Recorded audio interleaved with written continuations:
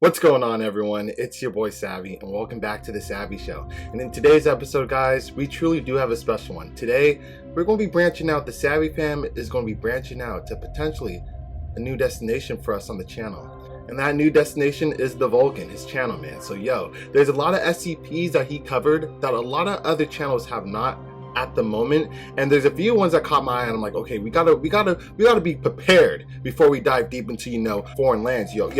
I got the family on my back, so we can't be going gun blazing and getting bamboozled out of nowhere. So your boy had to scope out the scenery and make sure this is some, up to par for the fam. So today's reaction, this SCP made a small cameo in one of my non-animation reactions I did on the channel in the past. I won't say which one, but if you guys remember, let me know in the comment section below. But this SCP is none other than 2501 The Claw. So when I heard about this SCP and knew it was safe, like the abilities that it could do, like it was just so fascinating. Like that's like a cool SCP you could just have and like use, and like nothing crazy will go on with it as long as you're not doing anything crazy with it. Like, it doesn't have any like backlash to it. It's just like, something cool, So with that being said, guys, don't forget, this is the first ever Volgun reaction. If you guys do want to see more of me reacting to his content, smash that like button, guys. Let's get at least 60 likes. I know a few of you guys have been wanting me to dive deep on his channel, and if it's something up to par, it's something that I like, if you guys want to see it, hey,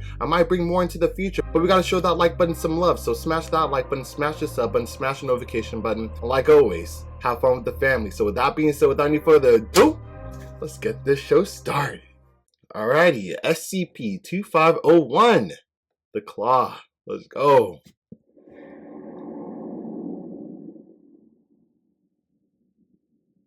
That's pretty dope. I like the aesthetic appeal to it. Good afternoon, everyone.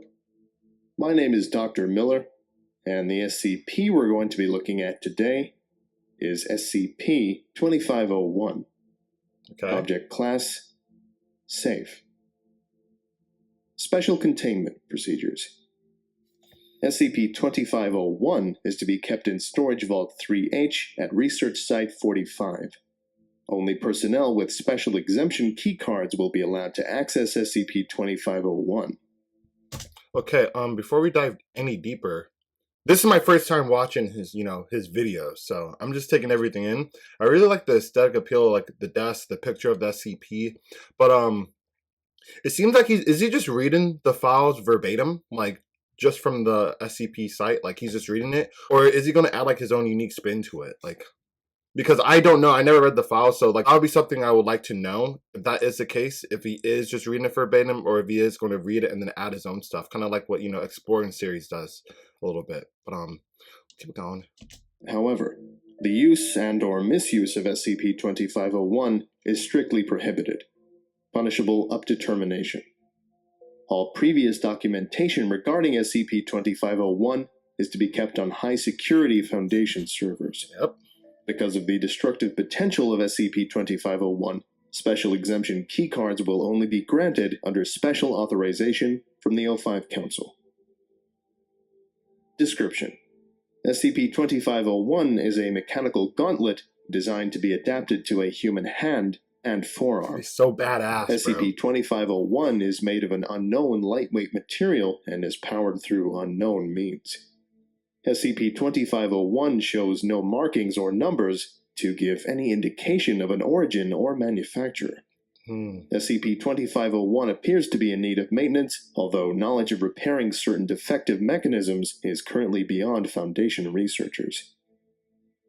A key-operated safety switch is installed on the underside of SCP-2501, although it appears to be defective due to the key being dislocated inside the lock cylinder, thereby keeping it affixed in the position labeled with the word "on" in Russian.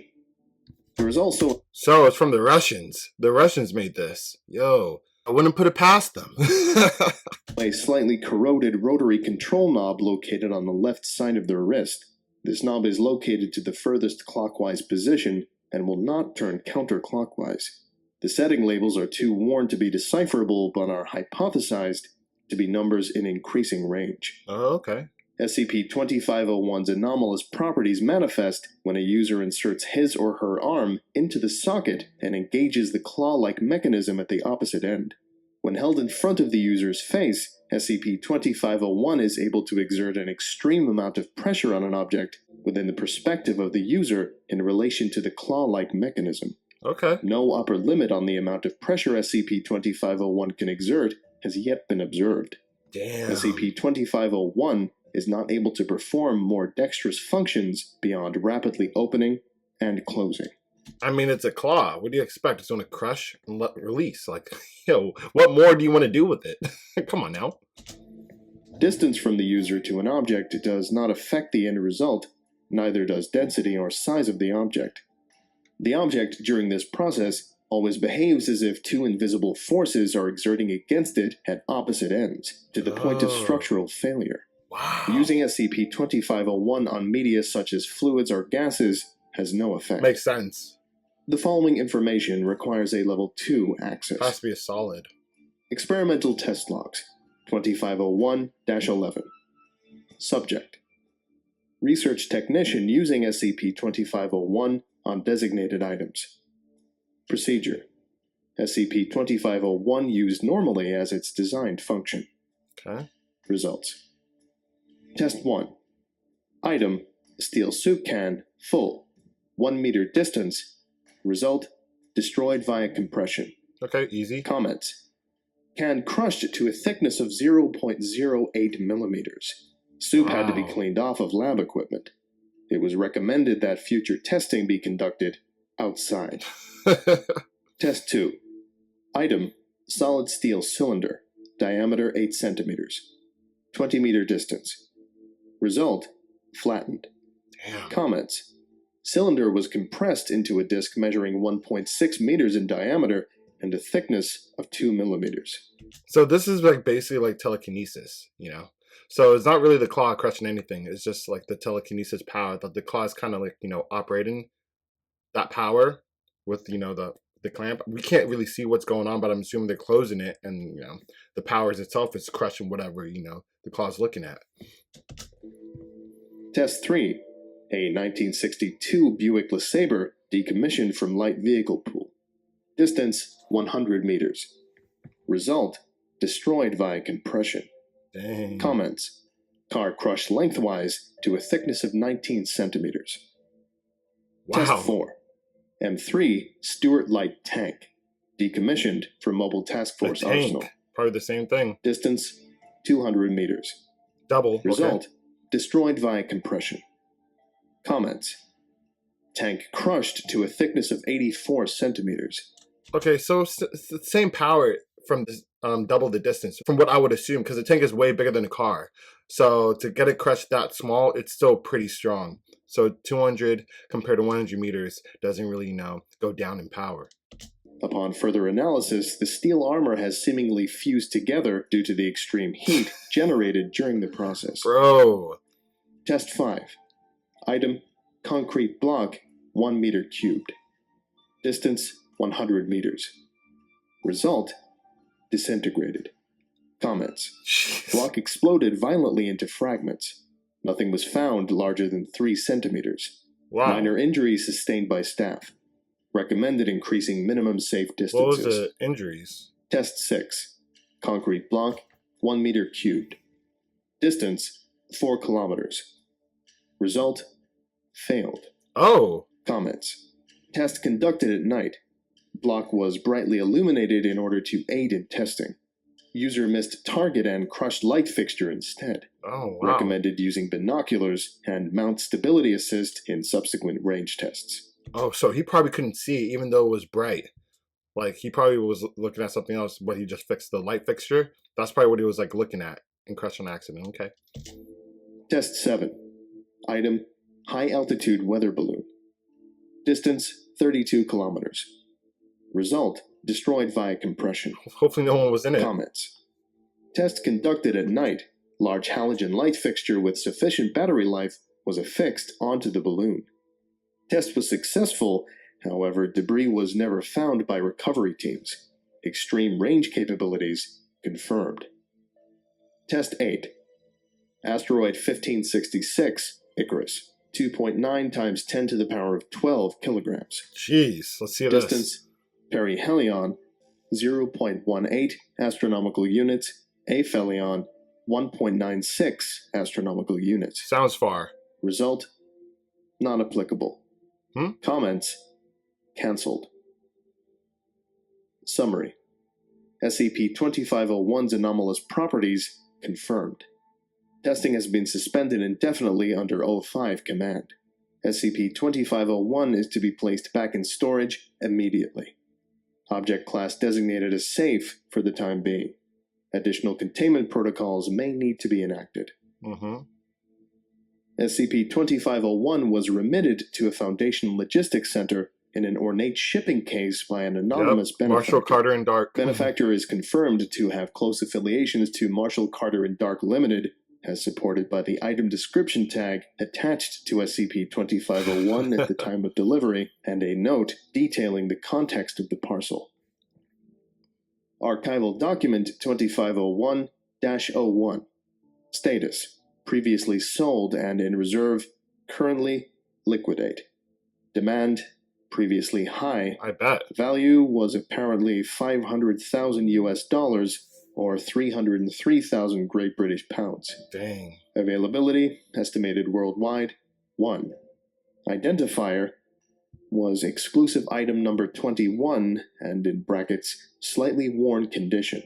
This is so interesting. I wonder if it was 500K to just, borrow it or rent it. Because, it was going back and forth. So it's either these people bought it and then it was just too much, or they got bored and they returned it back or something, which wouldn't make sense. So I think they were doing a lease or they were just renting it for the time being, which if it was just like that, that's high value for just renting it alone, man. And and it's just crazy because they were probably making a lot of money for this SCP. And for them to just give it to the SCP Foundation really shows that they really have morals about this is probably too dangerous to just give to regular people. They could probably crush the moon if they're not careful. So man, this is kind of cool. Description from Marshall Carter and Dark reads, item is a mechanical gauntlet made specifically to crush objects simply using line of sight. A curious physics bender putting power at your fingertips. For real. Literally. Safety key included with unit. Sold as is. Physics bender. Level 3, access required. Archival Document 2501-02. To whom it may concern. I represent a professional community of auctioneers, collectors, and dealers with whom I am certain you are familiar. I am approaching your organization with an item of mutual interest. Details are also included inside the case. Rest assured, this is the right place for it. Understandably, you may have many questions. I am not able to divulge details, as it would stand as a conflict of interest towards my colleagues and clients. Yeah. Still, our motives for this remittance is rather pertinent. Simply put, we are strictly dealers of art and curios. And very rarely, there are items that we come across that are not inherently or obviously threatening to that integral distinction. Such is the nature of this item, as valuable as it may be. We at Marshall Carter and Dark Limited feel that it is in our mutual benefit, meaning us as well as the SCP Foundation, that this remain in your safekeeping. Smart. We usually retain a level of impartiality for what our clients do or do not do after the closing of a sale. However, in light of a few isolated incidents regarding our clients' intentions with this particular device and their affiliations by and large, it is safe to assume that selling said item would be a poor business decision on our part. Okay, so they were just renting it out. And they were probably on the fence of selling it, so they probably just said hey, you could use it for a month and you have to give it back. And that was 500K. Yo, that's crazy. Storage also constitutes a problem, as an extreme demand for the item rather interrupts the objectives and stable business of Marshall Carter and Dark Limited. Oh, wow. Nobody enjoys being a teller at a bank that is under threat of robbery every waking moment. In short, keeping the item in the inventory is more trouble than it's worth. Inventory? Inventory? What? Inventory? Okay. Exceedingly so. So, for the sake of famous landmarks, monuments, certain nations, our continued enterprise, and quite possibly the sun or moon, yeah, we hand this over to persons more experienced and adept at locking things away from the world. Please accept our gift free of charge from us to you. That's crazy. Free. Completely free. Yo. They probably just had enough. P.S. Included is a box of La Maison du Chocolat and a certificate of store credit in the amount of Great British pounds as a further extension of our gratitude. The heck? Forever grateful, Lady Emily Alcott Carter, June 8th, 1968. That must be an alias. Items included with the package outside of SCP-2501 itself were recorded and or destroyed. No formal response from the Foundation has been sent regarding this action. Okay. Okay. Is that it? I think that about does it for today. Thank you all for listening, if indeed you still are, and you are all dismissed. Goodbye. Okay. Was written by Lurky. Okay. That's it. See this claw again. That looks so cool. Alrighty, so with that being said, that is the breakdown of the claw. So, man, I enjoyed it a lot. I think it's safe to say this is probably top 3. Probably, yeah, it's probably higher, but so far, from what I could think of right now, of all the Civ classes that I reacted to, I think this is my favorite one of them. I believe it would be, unless I'm forgetting some.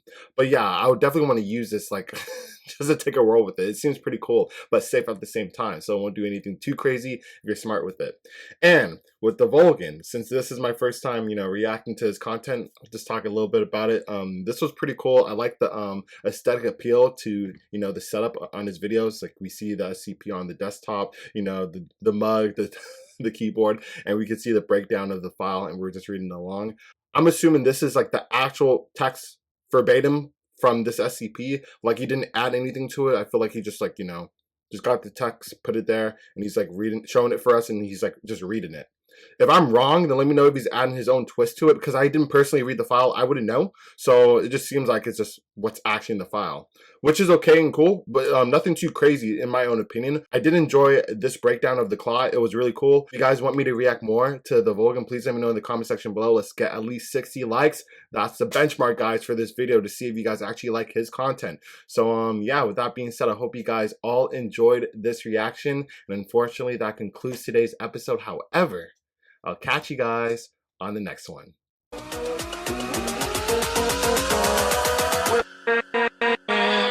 With